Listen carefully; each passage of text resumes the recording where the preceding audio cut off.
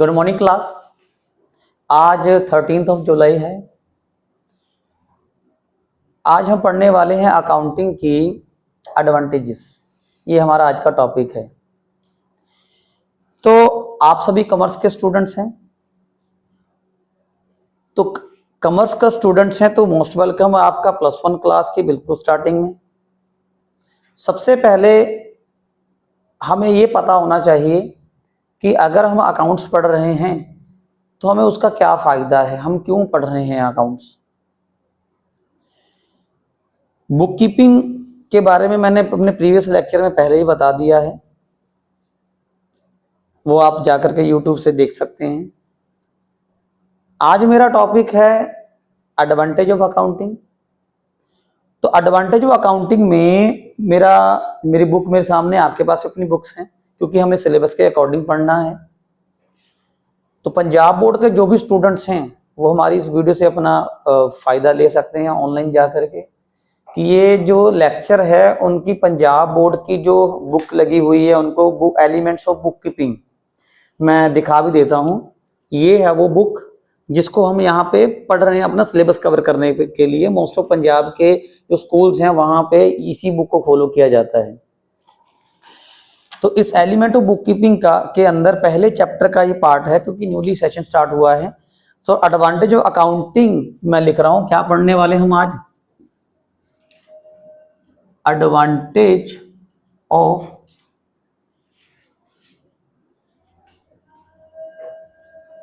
Accounting.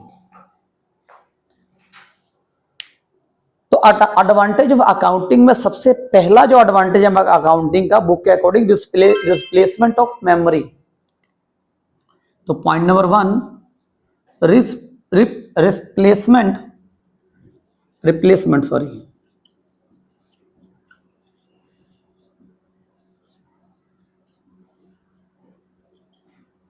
Memory. देखिए, in old time में जाते हैं कि जब ये अकाउंटिंग का कंसेप्ट था ही नहीं, अकाउंटिंग एक कोर्स नहीं था, अकाउंटिंग एक स्टडी नहीं थी। मैं उस ओल्ड टाइम की बात करना चाहता हूं आपसे। ओल्ड टाइम में क्या होता था कि एक लाला जी होते थे गांव के अंदर। लाला जी की एक छोटी सी शॉप, किराना की शॉप होती थी। मुनीम जी होते थे, आपने पुरानी हिंदी फिल्मों में देखा ही होगा, एक रेड कलर का बही खाता होता था उनके पास और उसमें सभी के क्रेडिट्स लिखे होते थे। मींस कि किससे कितना उधार वापस लेना है हमें, लाला जी ने लिखा होता था हिसाब किताब। तो जो गांव में पैसा लाला जी का नहीं देता था, लेट देता था, तो लाला जी उसके घर पहुंच जाते थे, हल्ला हो हल्ला करते थे और फिर उसको टॉर्चर किया जाता था। फिर वो हाथ पैर जोड़ता था कि लाला जी मैं आपके पैसे दे दूंगा, ये वो है ना। तो लाला जी ने अपना एक सिस्टम बना रखा था, एक हिसाब किताब की एक बही खाता बना रखा था। वहां तक तो देखो ठीक है जी, एक लाला जी है, एक मुनीम है, 2-4 वर्कर हैं, तो ये एक छोटा सा आप कह सकते हो कि बिजनेस है। पर यही बिजनेस क्या हो कि जब हजारों वर्कर के लेवल पे पहुंच जाए, एक फर्म लेवल पे पहुंच जाए, कंपनी लेवल पे पहुंच जाए और कंपनी इंटरनेशनल लेवल पे चल रही है। उस कंपनी के बहुत सारे शोरूम्स हैं, बहुत सारे आउटलेट्स हैं, बहुत सारी मैन्युफैक्चरिंग यूनिट्स हैं, उनमें हजारों लाखों वर्कर काम कर रहे हैं, उनकी लाखों की सैलरी देना। और वो कंपनी कोई मैन्युफैक्चरिंग करती है, मैन्युफैक्चरिंग के लिए रॉ मटेरियल परचेज करती है, रॉ मटेरियल परचेज करके वो फाइनल गुड बनाती है, गुड्स बना करके वो मार्केट में बेचती है। देखिए, रॉ मटेरियल को परचेज करके उसका फाइनल गुड बना के मार्केट तक ले जाने में बहुत सारी ट्रांजैक्शंस होती हैं। अब इतनी बल्कि ट्रांजैक्शन को रिकॉर्ड करने के लिए वी नीड ए सिस्टम। हम कॉपीज में तो नहीं नोट कर सकते इनको, क्योंकि एक एक दिन की हजारों और लाखों ट्रांजैक्शंस होती हैं। कोई ट्रांजैक्शन न्यू माल परचेज करने की होती है, न्यू रॉ मटेरियल परचेज कर लिया आपने, फिर सेल की एंट्रीज होती हैं, परचेज की एंट्रीज होती हैं, परचेज रिटर्न की एंट्रीज होती हैं, सेल रिटर्न की एंट्री होती है, डेटर्स की एंट्री होती है, क्रेडिट्स की एंट्री होती है, कैश की एंट्री होती है, बैंक की एंट्री होती है। तो ऐसी बहुत सारी नंबर ऑफ एंट्रीज होती हैं। और इसके अलावा देखिए, आपको पता है कि मार्केट कैश पे नहीं चलती, मार्केट क्रेडिट पे चलती है, उधारी पे चलती है। मींस मेरे कहने का ये मतलब है कि आप भी कल को बिजनेस करोगे तो पिछला जो आपका उधार दिया हुआ वो आ जाएगा और आज का उधार दिया हुआ आगे किसी नेक्स्ट मंथ में आएगा। तो ये मार्केट का रूल है, फंडा है, मार्केट का सिस्टम ऐसा ही है कि कैश में नहीं होती अकाउंटिंग। कई बार मतलब कैश अवेलेबल ही नहीं होता उस वक्त। आपकी पेमेंट कोई पीछे से आनी है, जिसने आपको पैसे देने उसकी पेमेंट कहीं से आनी है, तो ये एक सिस्टम सेट हुआ है। तो इसीलिए अकाउंटिंग कैश एंड क्रेडिट दोनों में करनी पड़ती है। तो उसके लिए हमें जो क्रेडिट की अकाउंटिंग है, वो उसके लिए हम सब्सिडरी बुक्स लगाते हैं। सब्सिडरी बुक के बारे में मैंने अपने पिछले प्रीवियस लेक्चर में बात की है। आप मेरी वो वीडियो जाकर के देख सकते हैं, उसमें आप पता कर सकते हैं, जान सकते हैं कि सब्सिडरी बुक क्या होती हैं। चलिए हम फटाफट बात कर लेते हैं हमारे रिप्लेसमेंट ऑफ मेमोरी। अब मैं इस कंसेप्ट से वो लाला जी वाली स्टोरी पे क्यों चला गया था कि थोड़ा बहुत जो एंट्रीज हैं तो वो आप कहीं कॉपी में लिख के याद रख लोगे, पर जब आप एक बिग लेवल पे, इंटरनेशनल लेवल पे, वर्ल्ड लेवल पे अपना बिजनेस करते हो तो आप हर चीज को याद नहीं रख सकते, हर चीज को याद नहीं रख सकते। आपके हजारों लोगों से लेन देन होता है।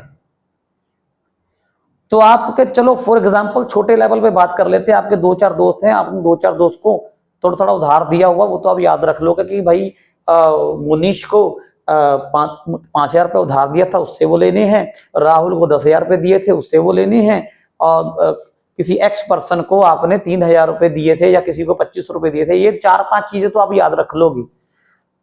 पर क्या होगा कि आप इंडस्ट्री लेवल पे आपके हजारों लाखों जगह पे उधार फंसे हुए हैं, छोटे छोटे पेमेंट्स आनी हैं, वो आज नहीं तो कल आ जाती हैं, तो उनको आप याद नहीं रख सकते। या एक दिन में आप डेली में आपने कितने लोगों को कैश में दिया, कितने लोगों को उधार में दिया, आप याद नहीं रख सकते। तो यहाँ पे ह्यूमन की मेमोरी लिमिटेशंस है। तो उसी मेमोरी लिमिटेशन को ओवरकम करने के लिए हमने अपनाया full fledge proper systematic accounting.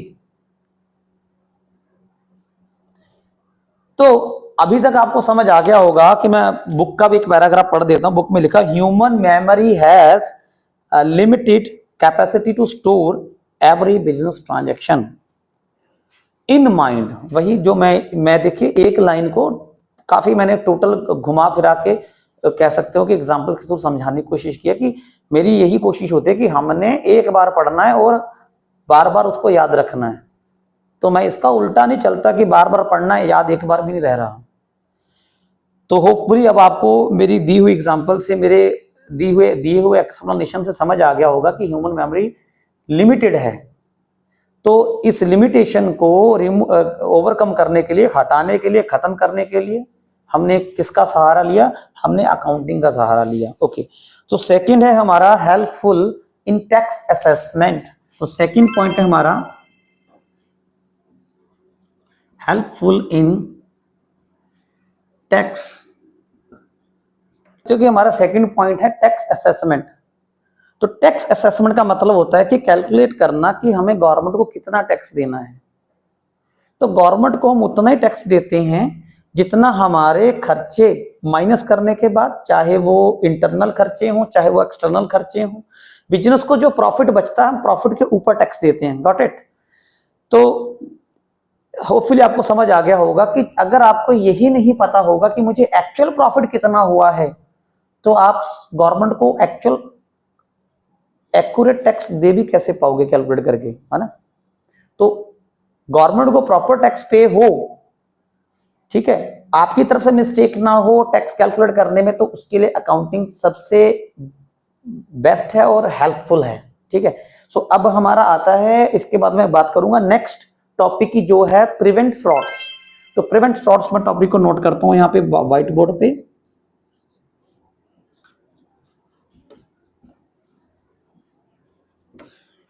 अब मैं इसकी थोड़ा वाइड रेंज में बात करूंगा आपसे कि प्रिवेंट फ्रॉड कैसे प्रिवेंट होते हैं अकाउंटिंग से। देखिए, बात करते हैं कि एक मालिक है, उसकी 4, 5, 6, 10 फैक्ट्रीज हैं, अलग अलग बिजनेसेस हैं उसके। तो देखिए, एक सिंगल पर्सन जो उन सभी फैक्ट्रीज का ऑनर है, इंडस्ट्री को अपनी फैक्ट्रीज का ऑनर है, वो हर जगह पे अवेलेबल नहीं हो सकता, हर जगह पे वो पहुंच ही नहीं सकता एट अ सेम टाइम। तो उन्होंने क्या किया होता है, अकाउंटेंट हायर किए होते हैं। ठीक है, अकाउंटेंट हायर किए होते हैं और वो अकाउंटेंट का क्या काम होता है आपको पता ही है कि अकाउंटेंट जो होता है कि कंपनी के सभी ट्रांजैक्शन का हिसाब होता है उसके पास, वो हिसाब रखता है। तो अकाउंटिंग की जो एक मेन मैंने बात आपको अपने एक पिछले जिसकी मैं बात करता हूं प्रीवियस लेक्चर, तो बेटा जी ये मैं आपको कहता हूं कि आप ना कोई भी लेक्चर लो, मैं ये नहीं कहता कि आप मेरे ही चैनल से लो, आप किसी भी चैनल को फॉलो करो जो आपको अकाउंटिंग सिखाते हैं, आप उनके लेक्चर कंटिन्यूसली लिया करो ताकि आपको वो प्रॉपर समझ आ सके। कोई भी बात समझाने जाता हूं तो मुझे पिछले लेक्चर की कोई ना कोई बात समझ याद आ जाती है। तो वो बात ये थी कि विदाउट प्रूफ आप कोई भी ट्रांजैक्शन को रिकॉर्ड नहीं कर सकते। मींस ट्रांजैक्शन रिकॉर्ड करनी है, एक तो वो फाइनेंशियल नेचर की होनी चाहिए और दूसरा उसका एक वैलिड प्रूफ होना चाहिए। जैसे फॉर एग्जांपल मैंने बच्चों को एग्जांपल दी थी कि मान के चलते हैं कि मैंने भी कंपनी में काम किया हुआ है, एज अ सेल्समैन काम किया हुआ है। तो हमें क्या होता था कि पेट्रोल का पैसा मिलता था कंपनी की तरफ से, कंपनी कहती थी कि भैया बाइक आपकी होगी, पेट्रोल हम दे देंगे आपको। तो हमको 2 रुपए या 1.5 रुपए पर किलोमीटर के हिसाब से मिलता था। अब सिचुएशन अपने माइंड में इमेजिन कीजिए कि अगर एक सेल्समैन है, वो उसको बॉस ने अकाउंटेंट कहा हुआ है कि भैया हमारी तरफ से, कंपनी ने कहा हुआ है कि हम अपनी तरफ से 2000 रुपए का पेट्रोल आपको मंथली दे देंगे। तो आपने 500 रुपीज करके आप 4 बार में अपना पेट्रोल डलवा सकते हो। ठीक है, ओके ठीक है, बॉस तो कह के चला गया अकाउंटेंट को, अकाउंटेंट में भी अनाउंस कर दे कि ठीक है जी आप पेट्रोल डलवा लेना, कंपनी देगी। अब यहाँ पे एक बात क्लियर करनी रह गई थी, अभी मैं आपको बताता हूँ। वो बंदा जाता है सेल्समैन, 500 रुपए का तेल डलवाता है और आकर के अकाउंटेंट को ऑरली बता देता है कि मैंने 500 रुपए का तेल डलवा दिया। अकाउंटेंट ने भी सोचा कि हाँ ठीक है, बॉस ने हाँ तो किया ही हुआ, बताया तो कहा तो हुआ ही कि भैया 500 रुपए 500 रुपए करके एम्प्लॉयज तेल डलवा सकते हैं, पेट्रोल डलवा सकते हैं अपनी गाड़ी में। ओके, अकाउंटेंट ने एंट्री डाल दी क्योंकि बॉस ने कहा था। अब एक दिन अचानक बॉस आते हैं, एक दो महीने बाद बॉस है, देखो वो कभी भी आके आपसे पूछ सकते हैं कि भैया मुझे अकाउंट्स के बारे में थोड़ा नॉलेज दो, क्या चल रहा है, कितने खर्चे हो रहे हैं, कितनी सेल हो रही है, क्या सेल रिटर्न आ रहा है, कितनी परचेज हो रही है, तो और हमारे अदर एक्सपेंसेस क्या हैं। तो बॉस ने कहा ठीक है, ये 500 रुपीज किस चीज के आपने मतलब प्रॉफिट में से माइनस किए हैं। अकाउंटेंट ने बोला कि ठीक है सर, ये पेट्रोल का पैसा था, आपने बोला था कि वर्क जो हमारे सेल्समैन है उनको हम पेट्रोल का पैसा देंगे। उसने एंट्री भी डाली हुई है, पेट्रोल की डेबिट की एंट्री डाली हुई है, क्रेडिट किया हुआ है। अब बॉस ने ये कहा कि मैं कैसे मान लूं कि तुमने ये पेट्रोल का पैसा दिया है, कहां है इसका प्रूफ कि 500 रुपए का पेट्रोल डलवाया भी गया है, लगा भी है, या अकाउंट कोई एक्स्ट्रा खर्चा कई बार हो जाता है तो अकाउंटेंट तो है ना, बॉस ने कहा हुआ कि भाई कोई आए तो चाय पानी के खर्चे होते हैं, छोटे मोटे खर्चे होते हैं। तो अब यहाँ पे एक फ्रॉड की संभावना होती थी। अकाउंटेंट अगर आपका ईमानदार नहीं है तो वो अपनी तरफ से कोई भी एंट्री डाल सकता है, बॉस को बोल देगा बॉस 50 का खर्चा यहाँ पे हो गया था, 100 का खर्चा यहाँ हो गया था, 200 खर्चा यहाँ हो गया था। तो बॉस तो करोड़ों का मालिक है, उसको 100 250 से क्या ही फर्क पड़ता है। पर देखिए 100 250 से चाहे बॉस को फर्क नहीं पड़ता है, पर इससे कंपनी का सिस्टम खराब हो रहा है। ठीक है, आज 150 की हेरा फेरी हो रही है, कल को 150 हजार की होगी।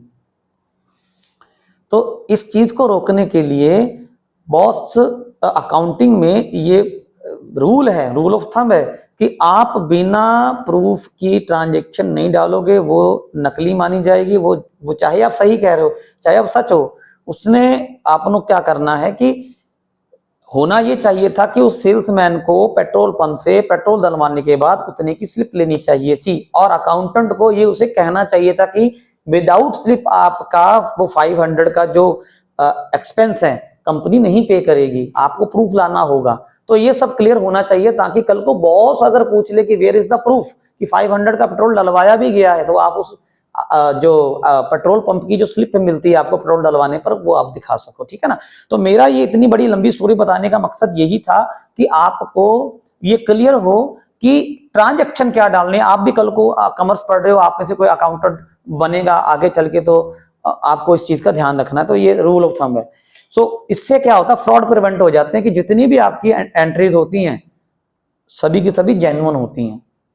तो आपसे कोई हर चीज का आपके पास हिसाब रहेगा, 50 पैसे से लेकर के 50,000 तक का हिसाब आपको आपके पास क्लियर होगा, हर चीज का प्रूफ होगा, तो इससे फ्रॉड के चांसेस खत्म हो जाते हैं। सो आगे बढ़ते हैं, business valuation, point number 4।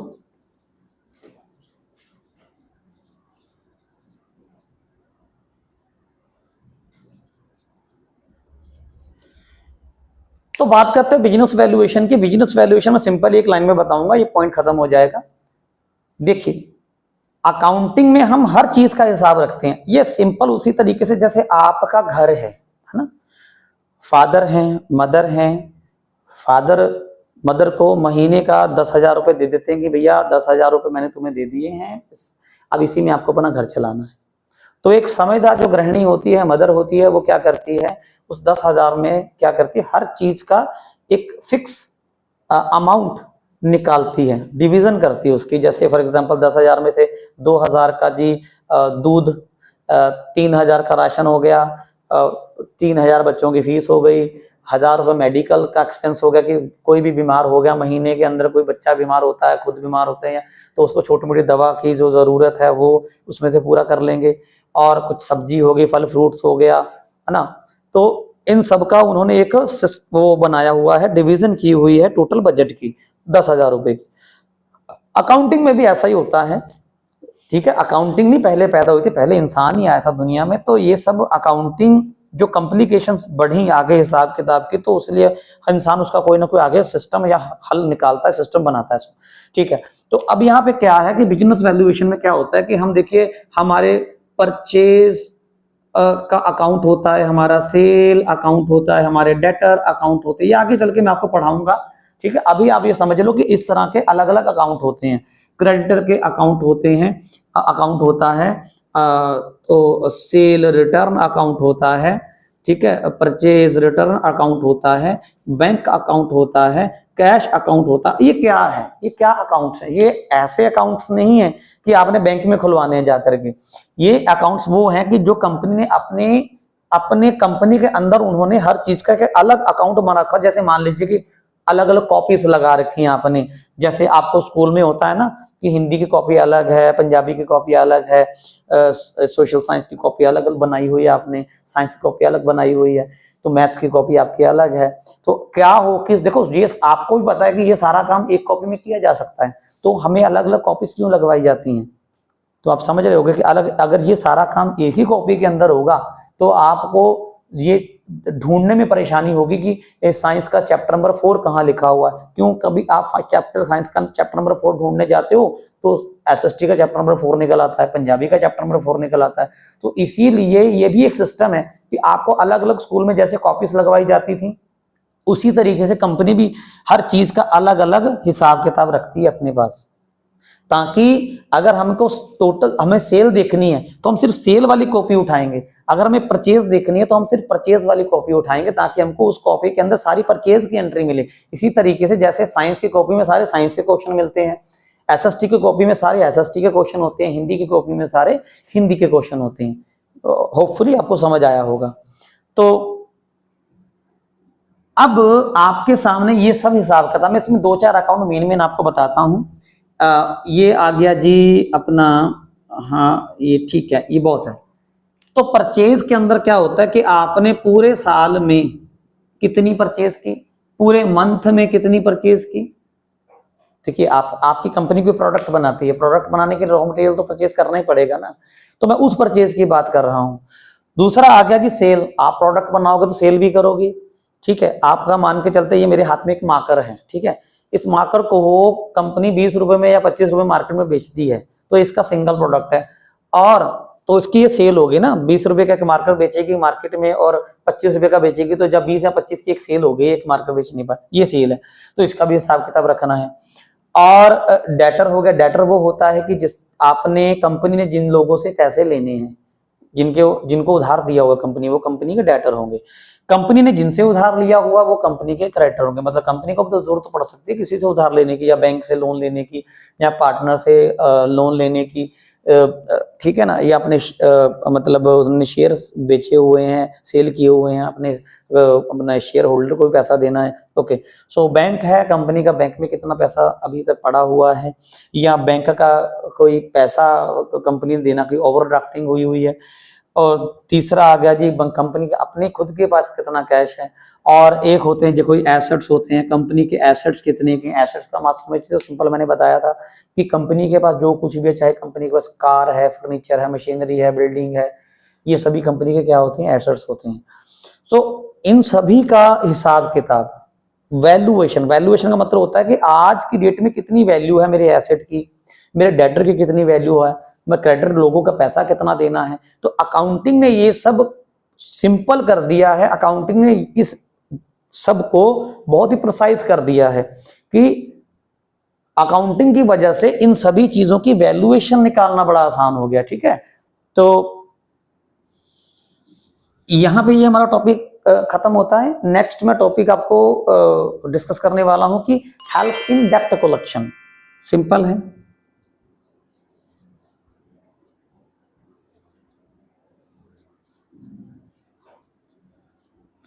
Help in डेप्ट, डेप्ट का मतलब होता है कर्ज। देखिए आपने लोगों को उधार दिया, मैंने स्टार्टिंग में बोला था उधारी का सिस्टम है ये, मतलब जो बिजनेस है इसमें उधार होता ही होता है। लोगों के पास आपके पैसे फंसने ही फंसने हैं। थोड़ा किसी के लटक के आएंगे, किसी का 15 दिन बाद आ जाएगा, किसी का पैसा 20 दिन बाद आएगा, किसी का 2 महीने बाद आएगा, चलो आता रहता है ना। पर आप देखिए कि अगर आपने किसी को उधार दिया है तो आप उधार दे करके भूल गए तो आप किससे मांगोगे अपना उधार। मेरे कहने का मतलब ये है कि आपने किसी को 5,000 दिए, किसी को 10,000 दिए, किसी को 6,000 दिए, किसी को 12,000 दिए, किसी से आपने 3,000 लेने, किसी से 2,500 लेने, इस प्रकार करते करते करते 20 लोगों से आपने पैसे लेने हैं। पर आप 20 में से किसी 2 का नाम भूल गए कि मैंने पैसे तो लेने हैं पर मुझे नाम नहीं याद आ रहा किससे लेने हैं। तो अकाउंटिंग के अंदर हम उन चीजों को रिकॉर्ड करते हैं कि कितने लोगों से मैंने पैसे लेने हैं। तो अकाउंटिंग आपको इस चीज से बचा लेती है कि आपका पैसा डूबने से बचा लेती है। और अकाउंटिंग हेल्प करती है डेप्ट कलेक्शन में, क्योंकि आपको पता होता है कि मैंने किससे कितना पैसा लेना है। तो आप फिर डेप्ट अपना कलेक्ट भी तो करोगे ना, आप उसको फोन भी तो करोगे, कॉल भी करोगे कि भैया मैंने आपसे इतना पैसा लेना है, ये डेट आपने दिया था, तो आज 20 तारीख है, तो आपने 20 तारीख का प्रॉमिस किया था, आप मेरे को पैसा मेरा कब दे रहे हो ना। तो अकाउंटिंग के अंदर आप इस हर चीज का हिसाब रखते हो कि मैंने किससे कितना पैसा लेना है। अच्छा, नेक्स्ट आ जाता है एविडेंस इन कोर्ट।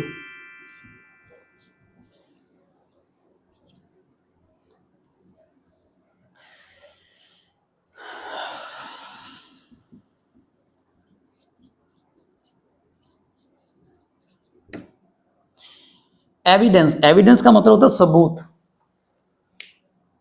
अकाउंटिंग की जो ट्रांजैक्शंस हैं उन्हें कोर्ट में अगर पेश करना की जरूरत पड़ जाए तो क्या कोर्ट उसे एक्सेप्ट करेगी प्रूफ के तौर पे। मान के चलते कोई डिस्प्यूट हो गया, पार्टनर के बीच में कोई डिस्प्यूट हो गया, ठीक है, या कोई और अदर डिस्प्यूट होगा जो कि कोर्ट में चला गया, जिसमें अब उस डेट की सारी अकाउंटिंग का जो रिकॉर्ड है वो कोर्ट को चाहिए, या उस कोर्ट को चाहिए इसलिए क्योंकि कोर्ट उसको मानती है एज अ एविडेंस। ठीक है, तो यहां पे भी बेनिफिट है कि अकाउंटिंग की जो इक्वेशंस हैं, जो अकाउंटिंग की जो ट्रांजैक्शन हैं, कोर्ट उसको एज अ एविडेंस एक्सेप्ट करती है। Comparison, point number 7। अब जहां तक कंपैरिजन की बात है मैं सिंपल बताता हूं। देखिए, कंपेयर करना, कंपैरिजन का मतलब होता है कंपेयर करना दो चीजों में, कंपेयर करके देखना कौन सा ज्यादा है कौन सा कम है। अब देखिए अकाउंटिंग हम हर साल करते हैं, है ना, हर एक ईच ईयर की अकाउंटिंग होती है, एक साल की अकाउंटिंग होती है। हम 4-5 सालों की एक साथ इकट्ठा अकाउंटिंग नहीं करते, हर साल आप टैक्स देते हो। और अकाउंटिंग का पीरियड 12 महीने का ही होता है। ये हो सकता है कि 1 अप्रैल से लेकर के 31 मार्च तक होता है इसका जो फाइनेंशियल ईयर होता है। तो कई बार कंपनीज को ये जरूरत पड़ जाती है कि हमने पिछले साल कितना बिजनेस किया था, कितने करोड़ का हमारा बिजनेस हुआ था, कितना हमें प्रॉफिट हुआ, कितना लॉस हुआ था, और वो कंपेयर करना चाहते हैं इस साल से। मतलब 2025 की अकाउंटिंग और 2026 की अकाउंटिंग को वो कंपेयर करेगी कि हमने 2025 में हमारी ग्रोथ क्या थी और 2026 में हमारी ग्रोथ क्या थी। कंपनी ये जानना चाहती है। तो ग्रोथ का मतलब ये होता है कि हमने पिछले साल कितना प्रॉफिट अर्न किया था, हमने पिछले साल कितने नए ऐसे एसेट लिए थे, हमारे ऊपर कर्ज कितना था। तो 2026 की अकाउंटिंग को 2025 की अकाउंटिंग से कंपेयर करके कंपनी ये जान सकती है कि हम किस साल में बेस्ट थे।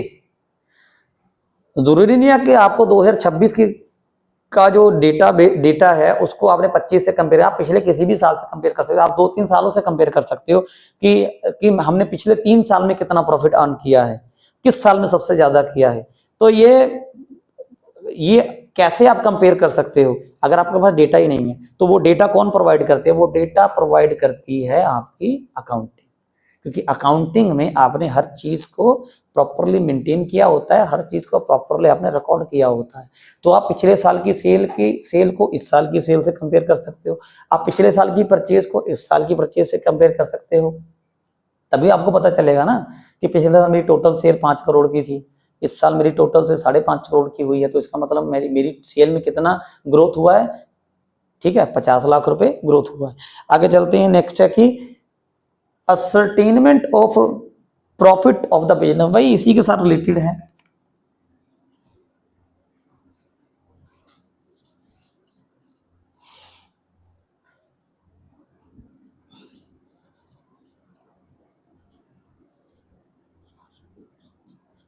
अब P&L मैंने लिख दिया शॉर्ट फॉर्म में, ये P for profit, L for loss है।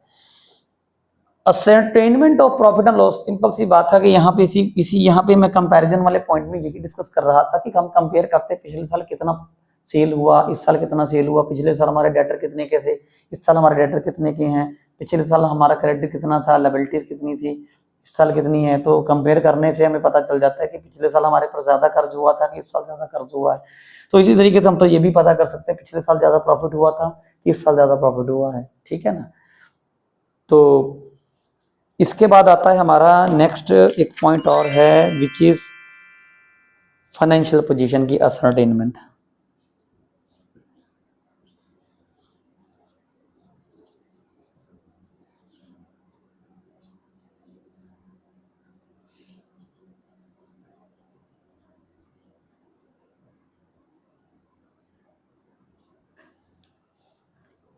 असर्टेनमेंट का मतलब होता है कि अंदाजा लगाना किसी चीज को प्रोसेस करने के बाद उसका एक प्रॉपर रिजल्ट निकालना कि कितना, कहाँ हम कितना करके बैठे हैं, कितना कमा के बैठे हैं, इन सभी चीज का असर्टेनमेंट करना।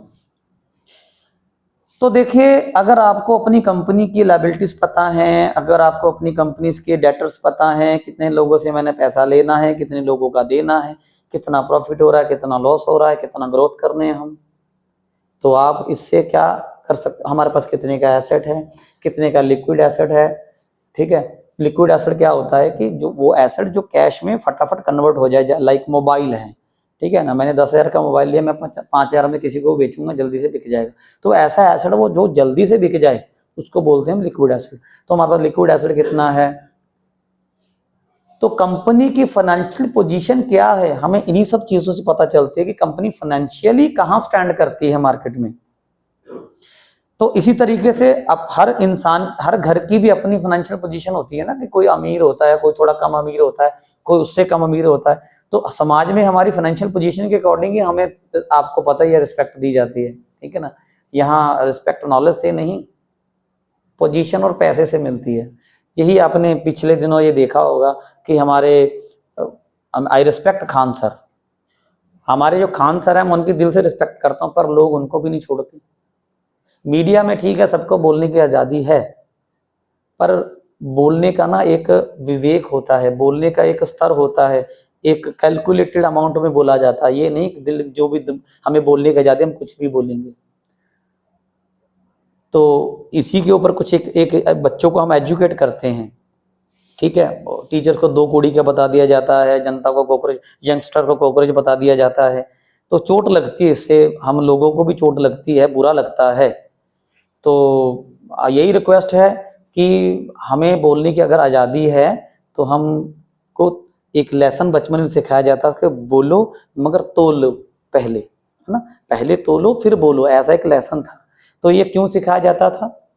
क्योंकि हमें इस चीज़ की महत्वता पता होनी चाहिए कि हमें जो बोलना है वो कैलकुलेटेड बोलना है। पर अब बच्चों के सिलेबस में से ऐसे लेसन ही गायब है।